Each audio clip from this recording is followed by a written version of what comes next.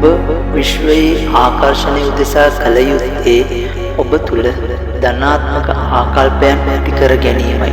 ධනාත්මක මානසිකත්වයක් ගොඩනගා ගැනීමයි. ඔබ තුළ ආත්ම විශ්වාසයක් ගොඩනගා විශ්වයේ ආකර්ෂණය සඳහා කටයුතු කිරීමයි.